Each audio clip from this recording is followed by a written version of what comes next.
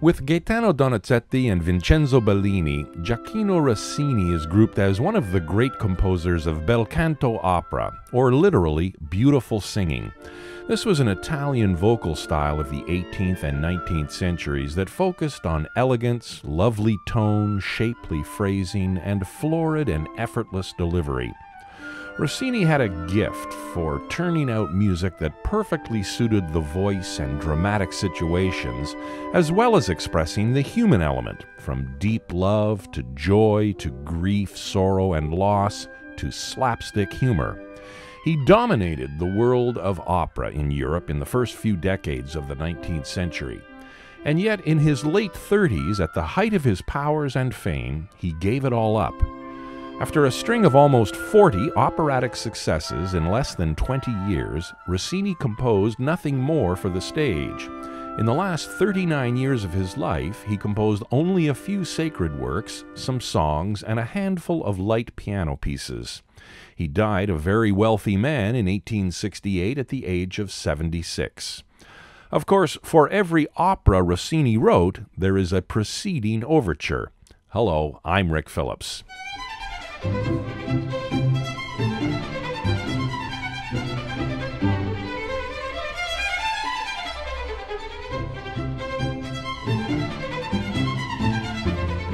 Over the last couple of years, Naxos has been steadily recording the complete opera overtures by Rossini with the Prague Sinfonia Orchestra conducted by Christian Benda.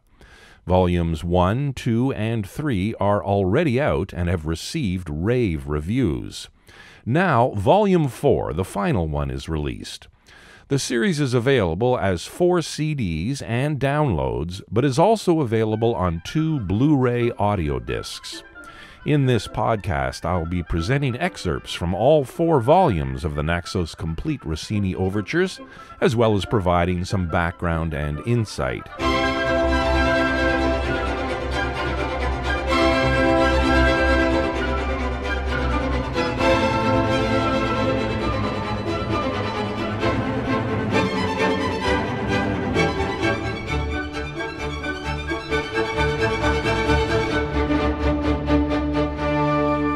In many ways, the Rossini overtures are little microcosms of his operas. They often include tunes from the opera that follows, and they usually express the variety of moods and emotions that will be experienced during the opera. At least part of the purpose of an opera overture is to prepare the audience for the opera that follows, and Rossini was a master. By the time the Rossini overture ends and the curtain rises, our anticipation for the opera has risen dramatically. We are on the edge of our seats, all set for an evening of enjoyment. And yet, to Rossini, the overture to an opera was almost an afterthought. He usually composed them last, often right up to just before the premiere. He once claimed that nothing primes inspiration more than necessity. Volume 1 of the Naxos Complete Rossini Overtures included the overture to the 1817 opera La Gazzaladra, or The Thieving Magpie. This is a madcap story of chaos, confusion, and accusations that occur after a magpie steals a few valuable trinkets.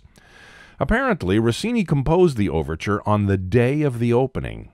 The producer literally imprisoned the composer in the theater, guarded by stagehands.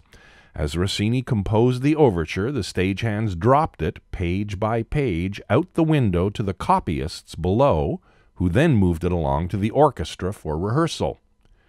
Apparently, the producer was so angry with the composer that the stagehands were instructed to throw Rossini out the window if the pages of the overture ever stopped coming.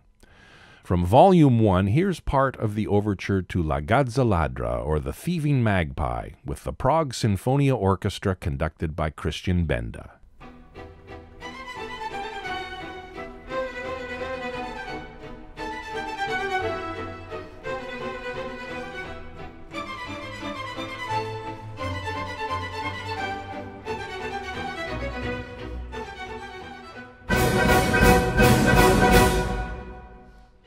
Volume 2 of the Naxos Complete Rossini Overtures includes the overture to Rossini's final opera, William Tell.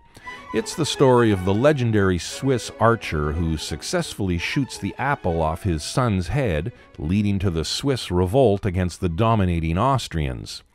The William Tell Overture is familiar music, often used in radio and TV ads, not to mention films and cartoons.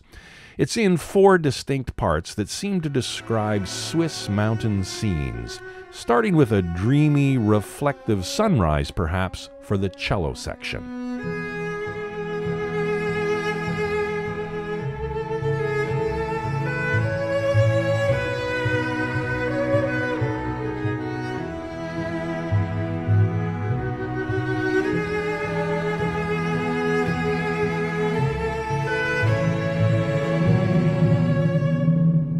Before too long, we arrive at the storm. Self-explanatory, I think.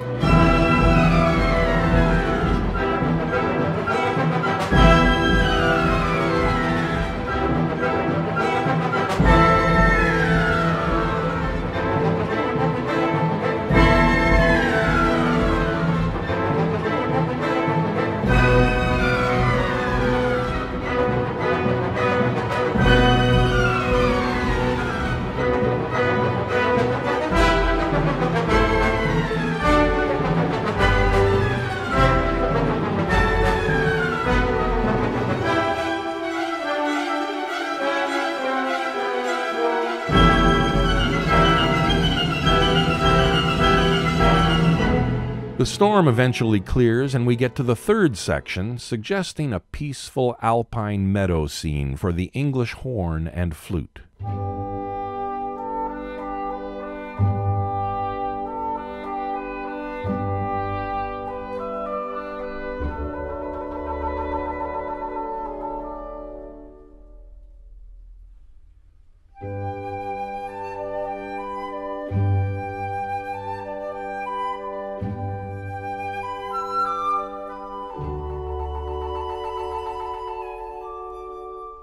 The William Tell Overture ends with the galloping finale representing the march of the Swiss patriots against the Austrians. This, of course, was used in countless silent films. My father, as a boy, knew it as the Midnight Fire Alarm, and was also the theme to the popular TV show The Lone Ranger when I was a boy.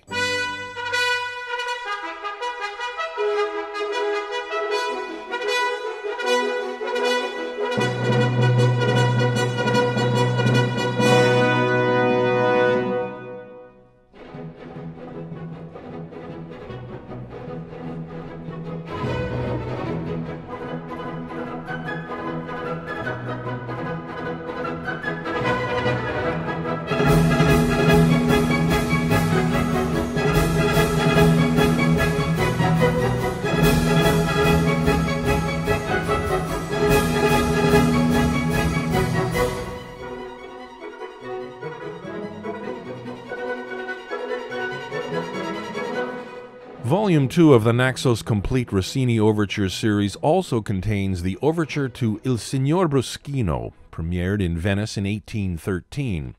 This one is a wacky farce, the kind that were popular at the time. 2 young lovers whose union is thwarted by an old curmudgeon, mistaken identities, confusion, realization, forgiveness, that sort of thing. The opera is rarely produced today, but the overture is a frequent concert item, mainly because of the use of a new orchestral effect at the time. The second violins are instructed to tap their bows on their music stands.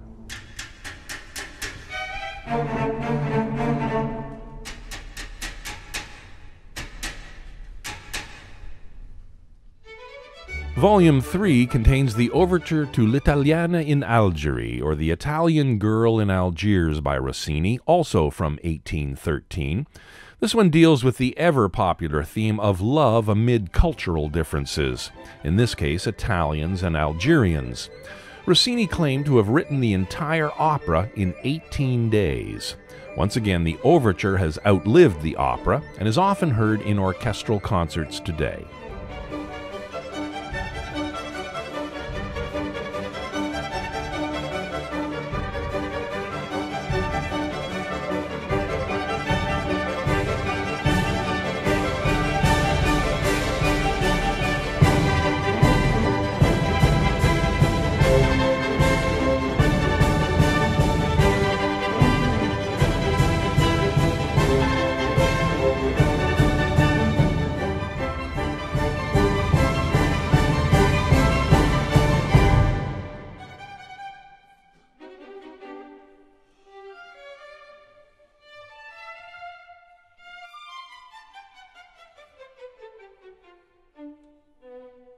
Like most of his music, Rossini was known for his humor and wit, and the anecdotes and stories abound.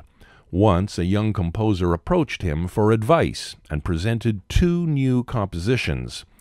After Rossini had heard only the first one, he quickly turned to the boy and said, "I think I like the other one better." The fourth and final volume of the Naxos Complete Rossini Overtures is now available. As in the previous 3 volumes, Christian Benda conducts the Prague Sinfonia Orchestra. And this one contains maybe the most popular of the Rossini overtures, maybe even the most popular opera overture of all, the Overture to the Barber of Seville.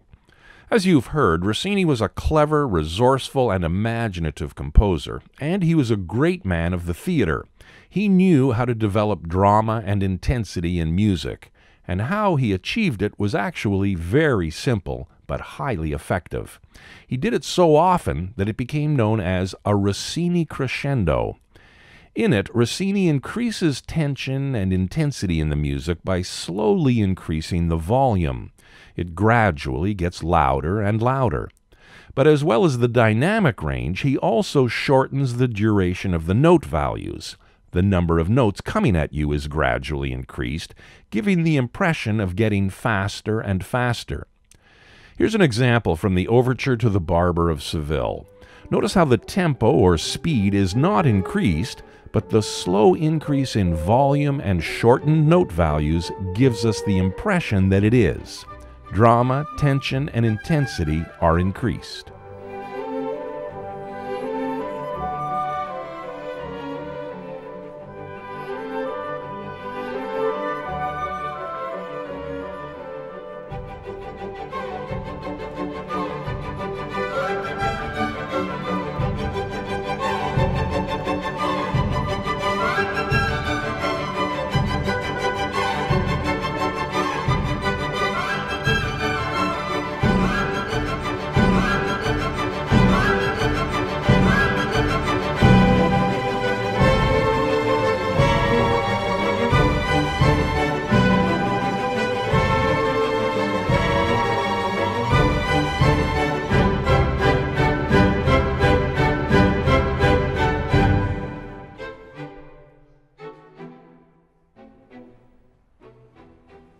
Part of the Overture to the Barber of Seville by Rossini.